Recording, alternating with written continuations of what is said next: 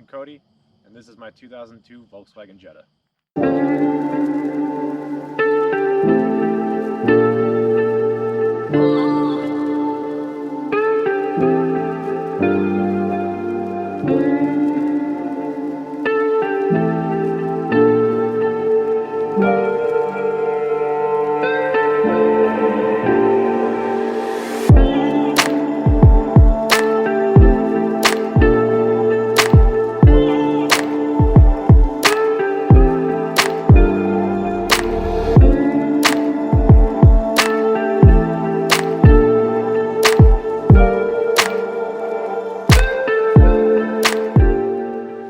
So dude, you gotta tell me about this ride here. Give me the kind of the history of it. How long have you had it for?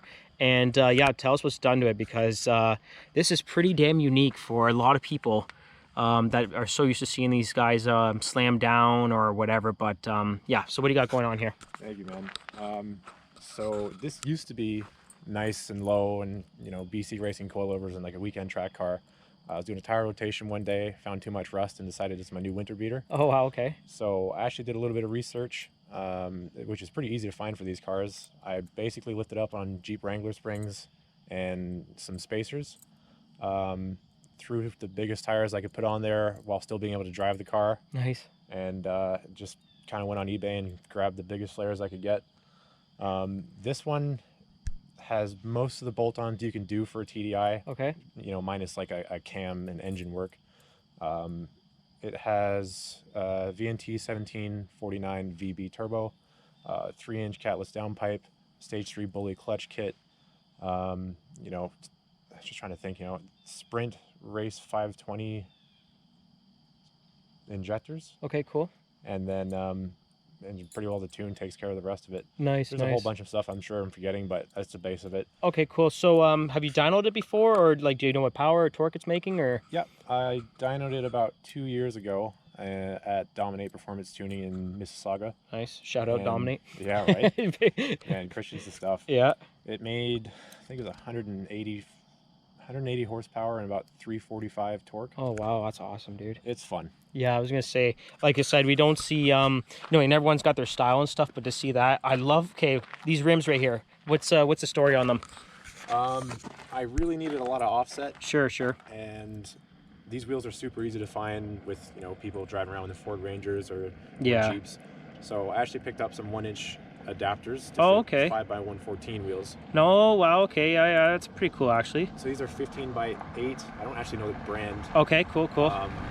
And then I just kind of jammed on some Hankook Dyno Pro. Nice. They grip up pretty good. Yeah, no, that's sweet, I've dude. only blown up one transmission with these tires. Oh wow, okay. Yeah, I was gonna say, like, the axles would take quite a beating, right? So Yep. as we got some guys driving by here, guys, so just bear with us.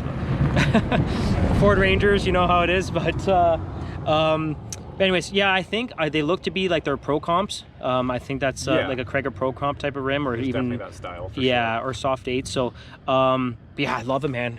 And you said so the tranny can handle it, no problem. The axles, have you upgraded the axles or no? So I used to have VR6 axles put into it. Okay. And then I decided to go back to a TDI axle setup. Sure. But stupid me, I Yeah. didn't have the right flanges. So right now it has a VR6 passenger axle Okay. and a TDI driver side axle. Okay, yeah. But they're OEM axles and Nice. they hold up pretty good. Okay, cool. The transmission's actually out of the newer TDI, a BEW. Oh wow, okay. And they have a longer fifth gear and they're actually a bit beefier. So Oh, nice. Okay. hopefully I don't blow this one up. Yeah, I was gonna say, man. And I can see you got some slotted rotors down there.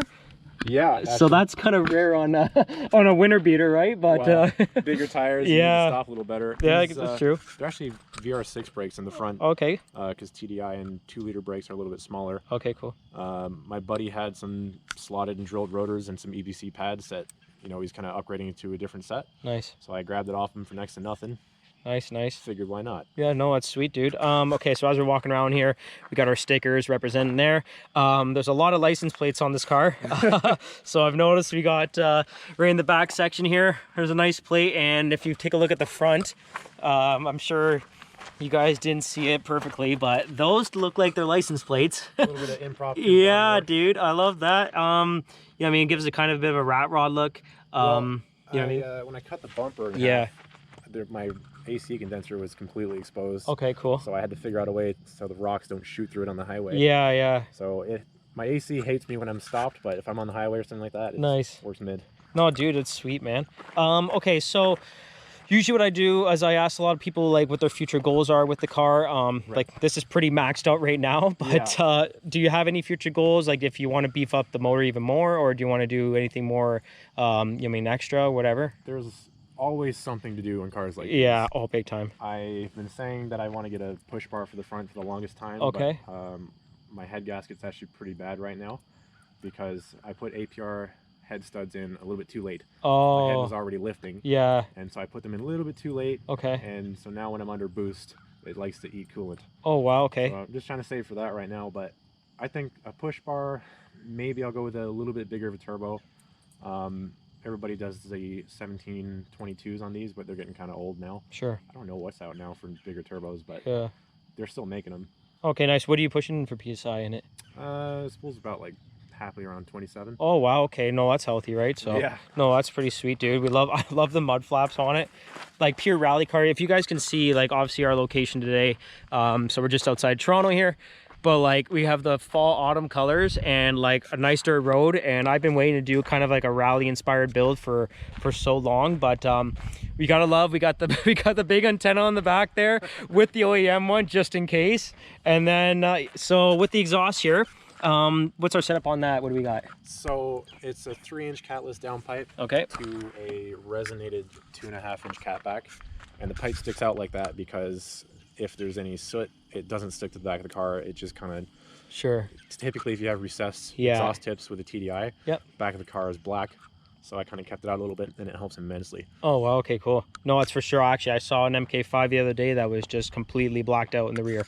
So yeah, dude, it's sweet. Why don't we take a look at the interior before we go for a couple of runs around the block here? So oh, nice, dude. Okay, so tell us about what we got going on.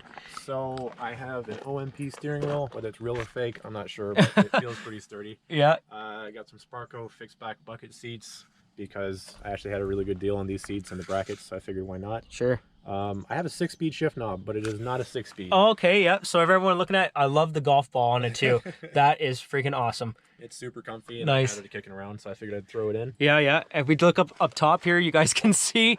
So we have a bit of a gut going on, and then we got some cool little. Is that OEM stuff with the net or no? No, actually, I took that net out of a Kia Niro or something. Really, dude? Yeah. Oh man, I love that. No, that's sweet, man. And is that a CB radio, legit? Yeah. Wow, man. Yeah, on dude. The highway, it's awesome if you're in traffic. You hear the truckers say, get off at this exit and come back on. Sure. It helps a lot. Oh, nice, dude. Yeah, no, it's like I said, it's an awesome build. I have a soft spot for it. Like I say that about pretty much all the cars that I film with. But yeah, last but not least, before we get going on, or I guess two more things. Number one, what inspired you to do it? Being broke. Yeah. Okay. Working with what you have. Sure, there you go, guys. See, if you're ever broke, like me, you just do what you gotta do, man. Like this is, yeah, it's awesome. And then anyone else you want to thank, just in general, people that have helped you along the way, or just obviously we mentioned Christian from Dominate. Yeah, but absolutely. Christian is the bomb when it comes to tuning and diagnostics. Das Parts in Cambridge, they actually helped me out with a lot of parts on this thing. They had the transmission, swapped it in, no problem. Nice. Got me back on the road. And there's a shop that's not around anymore called Weedy Motors. Okay. And anybody in the KW area knows who they are. Nice, but, no, it's come a long way for sure. It's had a lot of work. I've had a lot of friends help me out. Sorry if I missed your name. That's okay, dude. No worries, man. We're new, right? So, and then we got to give a shout out to Sunoco here for their Ultra Spec 94 gasoline. That thing is powered by gasoline 100%. So, okay, buddy. So why don't we, we'll fire it up here and let's go for a couple runs.